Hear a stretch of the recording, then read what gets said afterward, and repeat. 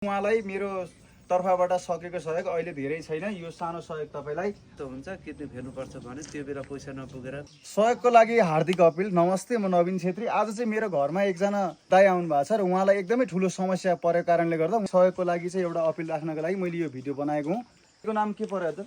हजुर मेरो झिल्के बहादुर तामाङ हो। हजुर, झिल्के बहादुर तामाङ। अनि हजुरको श्रीमतीको? मेरो श्रीमतीको बिन्दा तामाङ हो। बिन्दा तामाङ। कुन ठाउँबाट आउनुभयो? हजुर मोलुङ गाउँपालिका 1 कुन्ता देवीबाट आएको हो म। ए हजुर। हजुर अनि मेरो श्रीमतीको दुईटै मृगौला फेल भएको यो माघमा 10 वर्ष हुन्छ। 10 गर्दा गर्दा दबाईहरूले रोकथाम गर्न सकेन। ए रोकथाम पनि गर्नुभयो? हजुर 10 वर्षसम्म ग्यारेन्टी सिटी हस्पिटल कल्पना डाक्टरले गरेको हो। हजुर। 3 महिनाको दबाईलाई 60-65 हजार लाग्थ्यो। आते जाति त अब परै जाओस्। त्यसो गर्दा गर्दा नसक्ने अवस्था परिसकेपछि हामीले सरसहयोग गर्दै कमल बान्यज्यूले सहयोग उठाइदिनु भयो, बसन्त बोटीले सहयोग गर्नुभयो, समर गिरीले सहयोग गर्नुभयो। त्यसो गर्दा गर्दै 4 वैशाखबाट चाहिँ हामीले फिस्टोला बनाएर अनि डायलिसिस गर्यो। हजुर हजुर। डायलिसिस गर्दा गर्दै अब बम विस्फोट भयो जस्तो हुन्छ, किडनी फेर्नुपर्छ भने त्यो बेला पैसा नपुगेर कमल बान्यले सरसहयोग उठायो। हजुर। उठाइदिनु भयो वडाध्यक्षज्यूले। अनि त्यो भएपछि हामीले मङ्सिर 22 गते हामीले ट्रान्सप्लान्ट गरियो।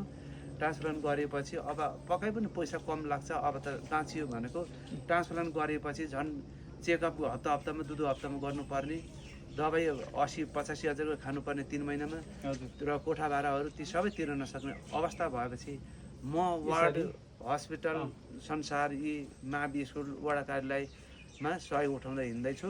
र अहिले म च्यानममा आइरहेछु। च्यानममा आउँदाखेरि हजुरको घरतिर हेर्दाखेरि तिर्खा लाग्यो, भोक लाग्यो, अनि बसेँ म।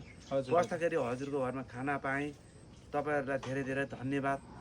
के गर्नु तपाईँ आउनुभयो आफ्नो सहयोगको लागि। र यो सहयोग पनि मैले पनि उहाँलाई मेरो तर्फबाट सकेको सहयोग अहिले धेरै छैन। यो सानो सहयोग तपाईँलाई है यो राख्नु होला। र जति हाम्रो साथी दाजुभाइ दिदीबहिनीहरू देश प्रदेशबाट जहाँबाट हेर्दै हुनुहुन्छ उहाँहरूले पनि सकेको सहयोग गरिदिनु होला। मैले उहाँको खाता नम्बर स्क्रिनको माथि राखिदिनेछु। र उहाँको आफ्नो घरमा पनि हेरिदिने साथ सहयोग गर्ने मान्छे नभएको कारणले गर्दाखेरि उहाँ आफै बिरामी मान्छे पनि यसरी सहयोग उठाउँदै हिँडिरहनु भएको छ। मलाई एकदमै मार्मिक लाग्यो, एकदमै मन छोयो। र यस्तो समस्यामा हर कोहीले सहयोग गर्नुपर्छ। आफूले जानेको, आफूले सकेको सहयोग गरेर अरूको जिन्दगी बच्छ भनेदेखि यस्तो बेलामा भनेको आफ्नो सहानुभूति जनाउनुपर्छ भन्दै मैले एउटा भिडियो सन्देश पनि बनाएँ। तपाईँहरूले पनि मजाले सेयर गरिदिनुहोस्। र उहाँलाई सहयोग गर्न चाहने दाताहरूले पनि म ब्याङ्कको खाता नम्बर राखिदिनेछु। उहाँको नाम झिल्के बहादुर तामाङ र उहाँको श्रीमतीको नाम के भन्नुभयो? बिन्दा तामाङ। उहाँहरूको बचाउ अभियानको लागि केही साथ सहयोग गरिदिनु होला र भन्दै यो भिडियो यहीँसम्म अन्त्य। Thank you so much. नमस्ते।